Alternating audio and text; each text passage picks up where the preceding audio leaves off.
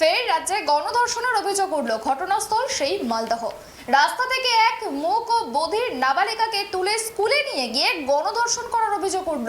ঘটনাটি ঘটেছে মালদহের মোথাবাড়ি এলাকায়।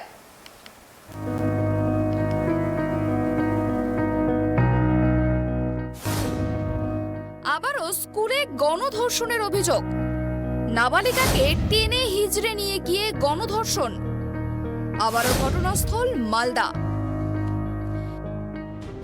ফের আরেকবার গণধর্ষণের অভিযোগে উত্তপ্ত বাংলা। আরও একবার গণধর্ষণের অভিযোগে উত্তেজনা ছড়ালো মালদা জেলায়। অভিযোগ, এক মূক ও বধির নাবালিকাকে কয়েকজন দুষ্কৃতী গণধর্ষণ করে একটি স্কুলে নিয়ে যায়। এই ঘটনার জেরে রীতিমতো উত্তেজনা ছড়িয়েছে মালদহের মোথাবাড়ি এলাকায়। জানা গিয়েছে, মোথাবাড়ি এলাকায় বাড়ি নির্যাতিতার। বাড়ির কাছে রাস্তাতেই খেলছিল সে।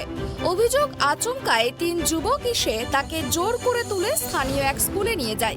স্কুল বন্ধ থাকায় কেউ ছিল না সেখানে। সেই সুযোগে ওই নাবালিকার উপর ঝাঁপিয়ে পড়ে অভিযুক্তরা।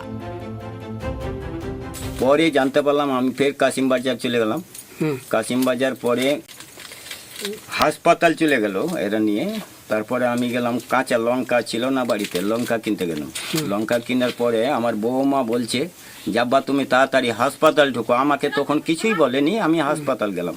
হাসপাতালে যে দেখছি যে চ্যাংড়াকে নিয়ে ওরা ওখানে বসে আছে। তারপরে ওকে শোধালাম যে কি হয়েছে, তো বৌমা বলছে যে রেপ হয়ে গেছে। সেটা কোথায় হয়েছে, কোন জায়গায়? ওটা স্কুলে। কি স্কুলের নাম কি? কাচারিটোলা স্কুল। কাচারিটোলা প্রাইমারি। সেটা আপনার বাড়ি থেকে কত দূরে? বাড়ি তো বেশি দূর না, একটা বাড়ি পড়ছেই, মানে মধ্যে একটা বাড়ি আছে রাস্তার পরে, তারপর সেই স্কুলটা। থানায় জানিয়েছেন? থানায় অভিযোগ করেছেন? হ্যাঁ, থানায় জানিয়েছি। থানায় অভিযোগ ওর মা যে করেছে, আমি ওখানে যেতে পারিনি। আমি একটু কি দেখলেন, কোথায় পেলেন তাকে? ওই স্কুলের ভিতরে গ্রিল ধরে ওখানে দাঁড়িয়েছিল। তো কি করে বুঝলেন যে ওর সঙ্গে এই ঘটনা ঘটেছে? ওটা ওই ওর পায়জামা ড্রেস দেখে বোঝা গেল, ওখানে খোলা ছিল। ওইটা দেখে বুঝলাম। সে কথা বলতে পারে না বাবা। বাবা, এমনি মানসিকভাবে ভারসাম্যহীন, মানে সাধারণ মানুষের মতো নয়, ভারসাম্যহীন ও। হ্যাঁ, ব্রেনের দোষ। তো মানে ওকে কি অবস্থায় ওখানে পেলেন, মা কে জানালো যে ওখানে আছে? একটা দাদা বলল। আচ্ছা, তো কতক্ষণ ধরে বাড়ি থেকে ছিল না কালকে? কালকে পায়খানা পেছাব করে গেছিল মোটামুটি রাত 1টার সময়। দিয়ে এসে ঘুমিয়েছে যেন মা বেটি। ঘুমানোর পর আমি সকালে জানতে পারছি 6টার সময় যে লেখাকে পাওয়া যাচ্ছে না। তখন আমি আর বলতে পারবো না, আমি তো আলাদা বাড়িতে আছি, আমি ওখানে ঘুমিয়ে গেছি। তো সেটা ঘটনা যখন ঘটে, ওটা মানে ও কটার সময় বাড়ি থেকে বেরিয়েছে? ওটা বলতে পারছি না আমি। তাহলে আপনারা কখন জানলেন তাহলে? আমি সকালে জানাইছি। মানে আপনি লাস্ট কটার সময় বাড়িতে দেখেছেন? ওকে বাড়িতে নিয়ে এসেছি স্কুল মানে 7:30 সকালে? সকালে না, তার আগের দিন রাত্রে কখন বাড়িতে দেখেছেন? রাত 8টার সময়। আচ্ছা, তারপরে কি করলেন? তারপরে রাত্রে খাইটা ঘুমিয়ে শুয়ে গেছিলো। তারপর আর আমার বাড়ি পিছনে, এটা বাড়ি আগে। আমি তার কথা দেখতে পাই না, ওকে কিভাবে আছে, ওখানে থাকছে। আপনারা থানায় কমপ্লেন করেছেন? হ্যাঁ। নির্যাতিতার পরিবারের অভিযোগ, বাড়ির কাছে রাস্তা থেকে তাদের মেয়েকে তুলে নিয়ে গিয়ে গণধর্ষণ করা হয়েছে। মূক ও বধির হওয়ায় চিৎকার করতে পারেনি ওই নাবালিকা। অনেকক্ষণ তাকে দেখতে না পেয়ে খোঁজ খবর শুরু করেন পরিবারের লোকেরা। স্কুলের মধ্যে থেকে ওই নাবালিকাকে উদ্ধার করা হয়। কালকে 7টার সময় আমি বাজারে ছিলাম। বাজারে এখান থেকে বাড়ি থেকে ফোন করলো যে লেখাকে খুঁজে পাচ্ছি না। এবার খুঁজে ওর মাকে বললাম, তাহলে এদিকে টানে এবার আমি দেখো।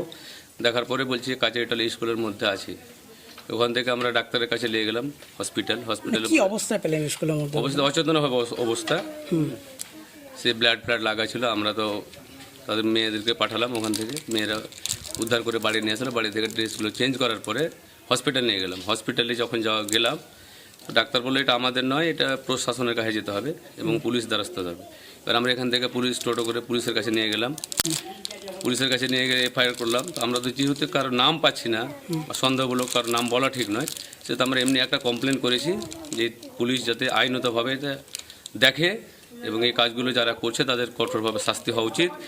সেই স্কুলের মধ্যে একটা শিক্ষা প্রতিষ্ঠানে এর আগেও কাচাইটলা স্কুলে অনেক ঘটনা ঘটেছে, তারপরে সচেতন আমাদের সমাজও সচেতন হচ্ছে না।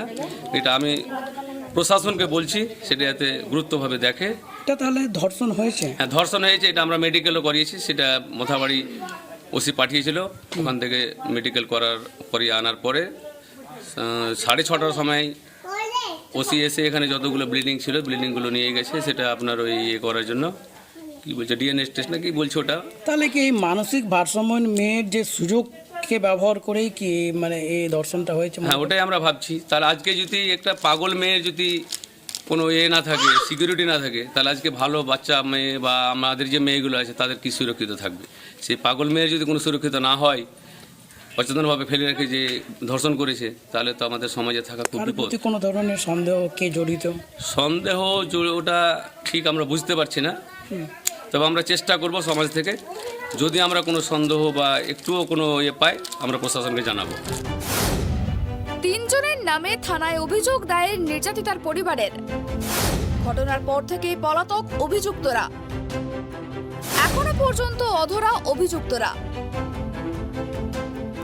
জানা গিয়েছে নির্যাতিতার পরিবার থানায় 3 জনের নামে অভিযোগ দায়ের করেছে।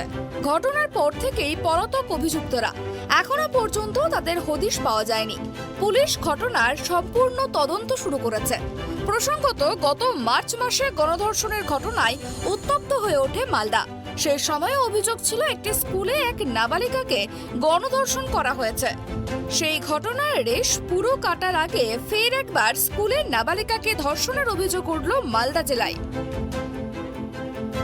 মালদা থেকে মলিন দাসের রিপোর্ট, ট্রাইব টিভি।